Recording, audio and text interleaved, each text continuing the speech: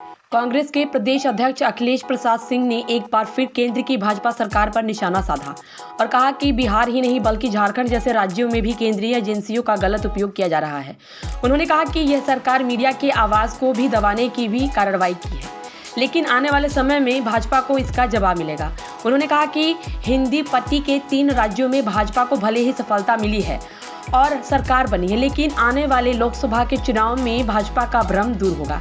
अखिलेश प्रसाद सिंह ने कहा कि बिहार में लोकसभा की सभी 40 सीटों पर महागठबंधन की जीत होगी और भाजपा को करारी हार मिलने वाली है। अखिलेश प्रसाद सिंह ने कहा कि मुख्यमंत्री नीतीश कुमार की काबिलियत पर कोई सवाल नहीं है। इंडिया गठबंधन में उनको जो स्थान मिलना है वह मिल रहा है और आगे भी उनका सम्मान होगा, लेकिन भाजपा की तरफ से इसे गलत तरीके से प्रोजेक्ट किया जा रहा है। उन्होंने कहा कि इंडिया गठबंधन के प्रधानमंत्री चेहरा कौन होगा या महत्वपूर्ण नहीं है, वह चुनाव के बाद तय हो जाएगा। नए साल की आप लोगों को शुभकामनाएं और बधाइयां देता हूं। आज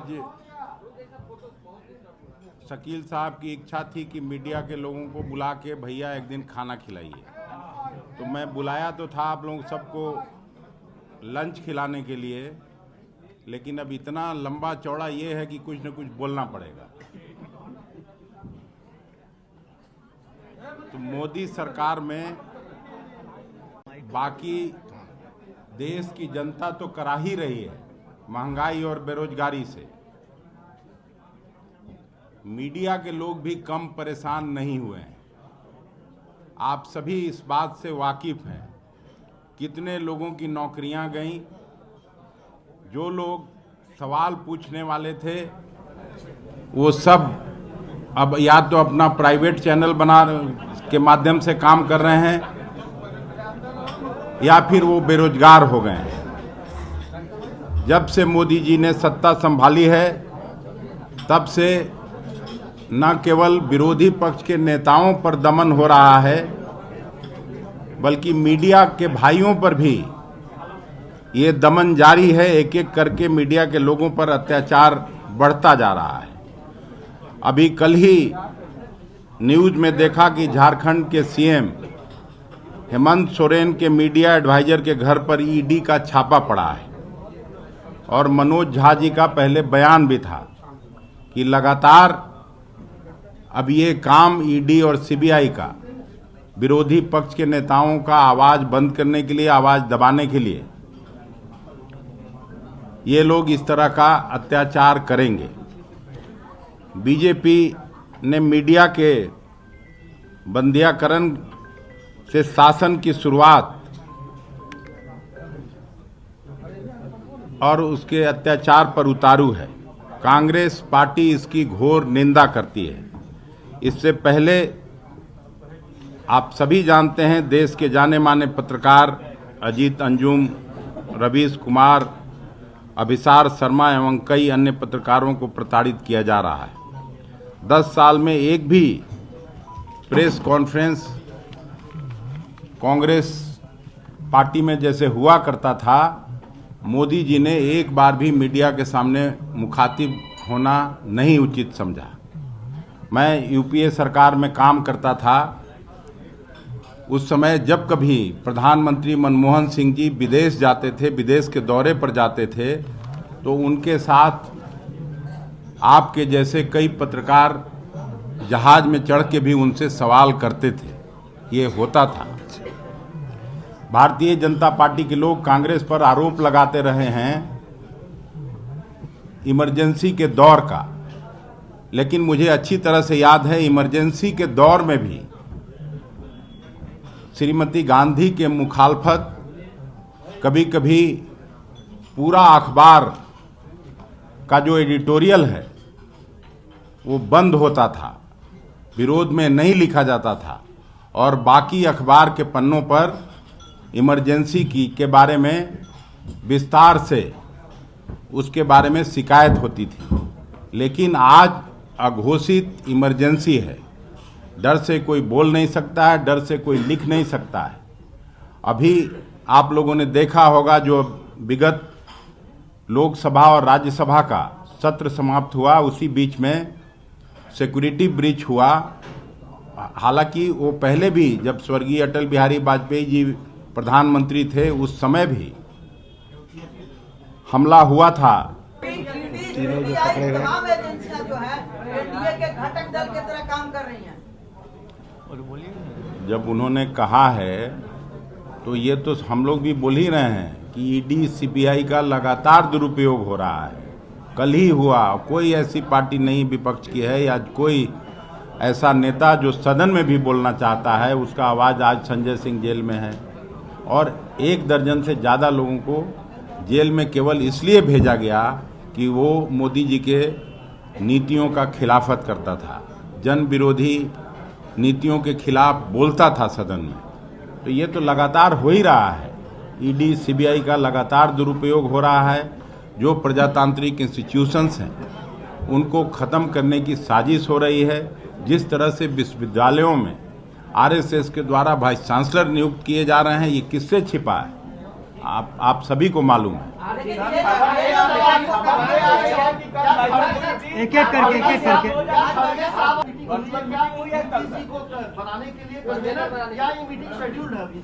नहीं, इसका निश्चित जानकारी आपको दिया जाएगा जब इस तरह का की कोई बात होगी। शेड्यूल्ड है, मीटिंग तो होते ही रहता है, इस तरह का रूटीन मैटर है और नीतीश जी में सारी योग्यता है। इस बात को आप लोग क्यों ये सवाल खड़ा किया जाता है, मुझे समझ में नहीं आता है। हुई थी कि नहीं सर बैठक? कल हुई थी कि नहीं? नहीं, कल कोई इस तरह की बैठक नहीं हुई। मनोज झा कह रहे हैं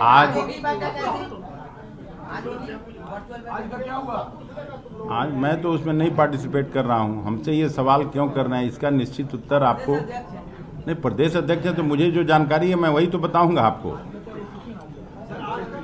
अरे आज अगले 5-6 सीटों पर जिस पर जेडीयू के सांसद हैं और आप लोग पिछले चुनाव में दूसरे नंबर पर रहे थे, उसको लेकर पेंच फंस रहा है। कोई पेंच नहीं फंस रहा है, सब हम लोग पेंच सीधा कर देंगे और बीजेपी को हराएंगे। आपकी दावेदारी उन सीटों पर रहेगी जिस पर आप दूसरे नंबर पर रहे थे। अरे भाई, हम लोग आपस में बात करेंगे, प्रेस से बात करने आए हैं सीटों का।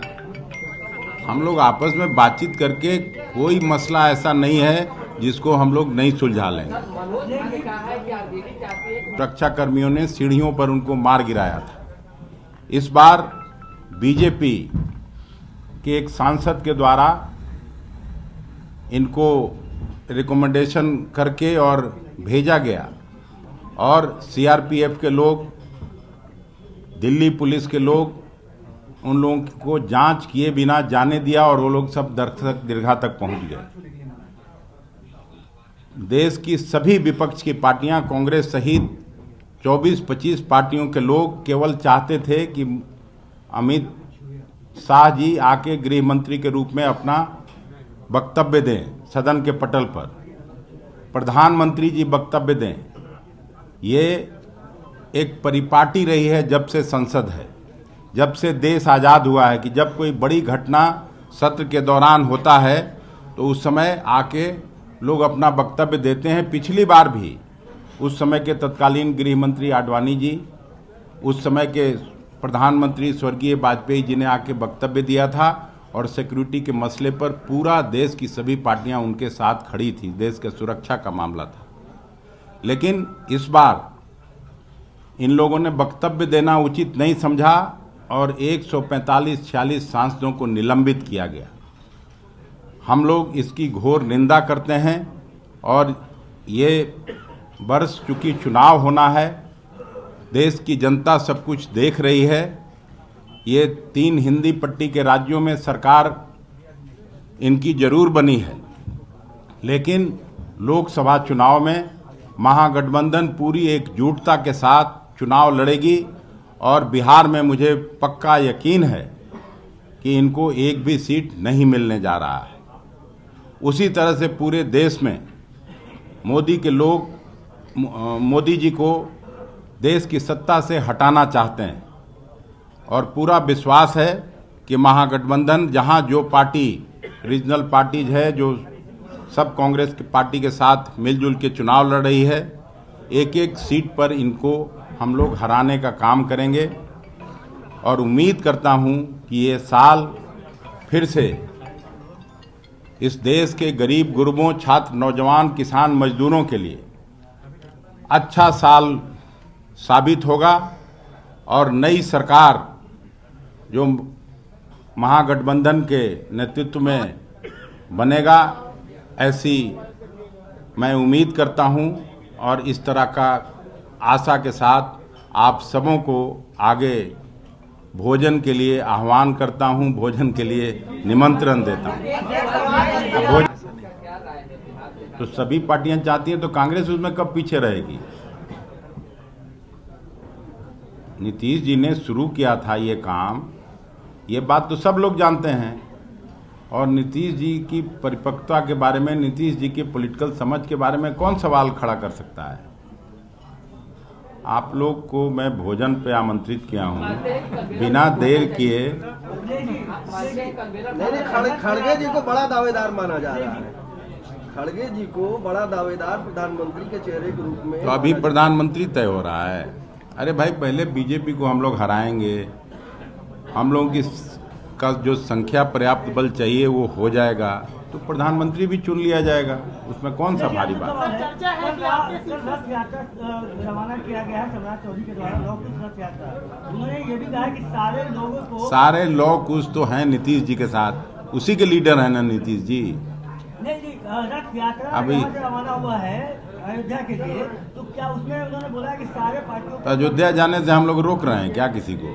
आप लोग जाइएगा कि नहीं? काहे नहीं जाएंगे? हम लोग पूजा पाठ नहीं करते हैं, बीजेपी वाला से ज्यादा करते हैं। इंडिया के बनने की चर्चा है कि आपके सीट से आपके सीट से इस बार सीपीआई को लाया जाएगा, तो क्या आप संसदीय और शंकराचार्य जी कोई बयान दिए हैं, उस पर नहीं कुछ आप लोग वहाँ सवाल करिए ना। ये हम लोगों का सवाल नहीं है ना। जो सवाल जहाँ का है उसके बारे में आप लोग छापिए, लिखिए। शंकराचार्य जी इतना बड़ा बयान दे दिए, हम लोग भी तो देख रहे हैं ना, पढ़ते हैं ना। सर, आपके सीट से सीपीआई के उतारने की चर्चा चल रही है, तो क्या लोग कौन सीट पर? आपकी जो सीट है राज्यसभा की, उसकी अभी तो आपसे जो जानकारी मिल रही है तो हम लोग दे देंगे। उसमें कौन लड़ाई का बात है? आपको भी चाहिए तो आप भी आइए, उसमें कौन सा आई? Thank you.